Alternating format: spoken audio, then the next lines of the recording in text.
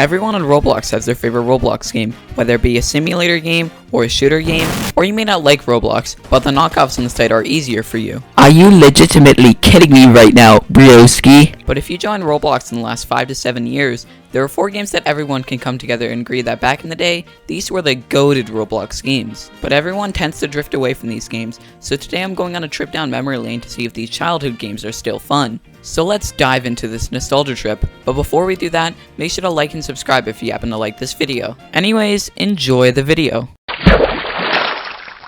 Roblox Tycoons carry a special place in my heart, so Superhero Tycoon was the first game I played.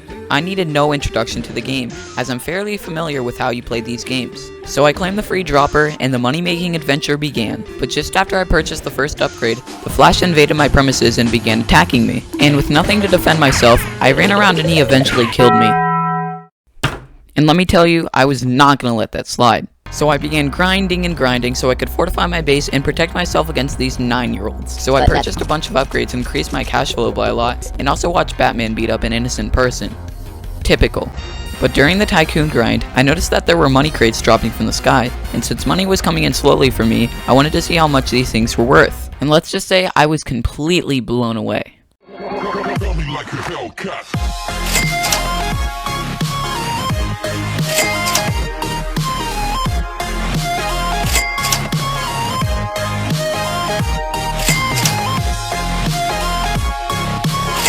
The cash crates were a nice side hustle to make money while my money was still generating back at the Tycoon, and also delay the boredom that I was about to feel. But as I got more money, the upgrades started taking a while to afford, so I started going out and harassing random people. And if we take a look at the list of usernames, we can see that we are playing with a bunch of kids, like, and I saw a guy in the distance, so I began attacking him. However, the fight was very anticlimactic because he probably had the worst Wi-Fi I've ever seen. But bullying people doesn't do anything, so I went back to collecting cash crates, which should be...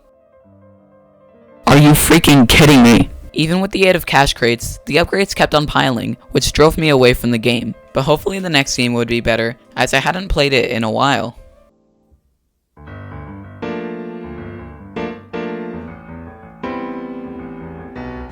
Box ride games touched something in my core when I rediscovered them. Sure, I may not have played Tycoon games in a while, but Tycoon games are like simulators, and playing a Tycoon didn't unlock many cool memories in me. So I hopped in the rock cart, and the journey began. This game was a dopamine rush for me as a kid. Maybe it was going through the cool rainbow tunnel, or playing on a Kindle Fire 6 where I had to savor every frame of playthrough. But the goal was simple, to get to the end and get cool stuff. I always die the first time, but it's cool, because I'm determined.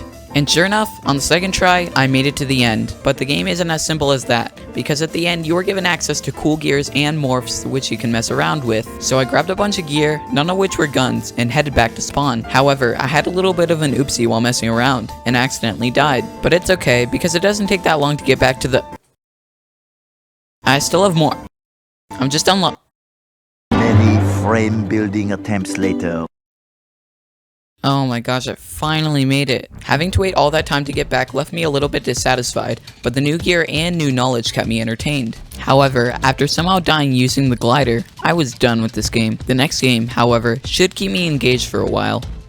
I have never forgotten natural disaster survival. I'll come back to the game every once in a while, and the game can be fun at times. But that's only if you get good disasters, and the first one I got was a tsunami, which is pretty hard, but at least it kept me entertained. And I survived, which made me feel pretty good. The next disaster was fire. Fairly easy. The next disaster was a blizzard, and hiding in an RV caused me to survive. The next map was one of the most iconic NDS maps of all time. Launchland is iconic because instead of the rocket ship being some sort of replica, it's an actual rocket ship that can fly. But I wasn't going to go in it because launching it correctly is ridiculously complicated. But one thing that made my playthrough entirely better was him, Roblox Eric Cartman. Even though I never watched South Park, Cartman kept me motivated. Even when I died that round, I still had Cartman.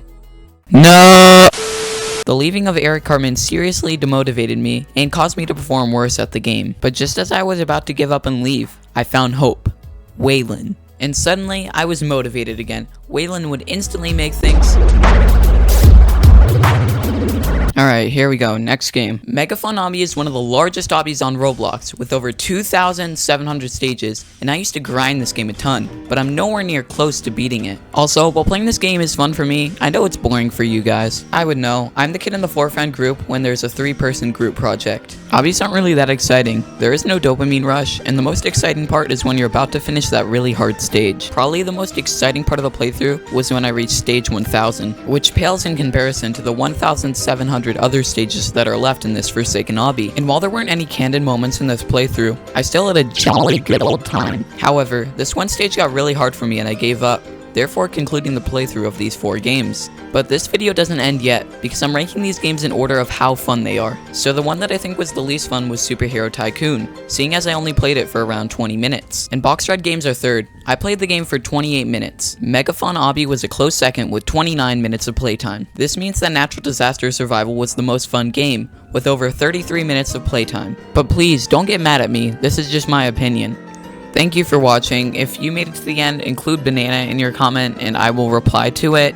But just really thank you if you made it this far. I'll see you in my next video and check out my other videos.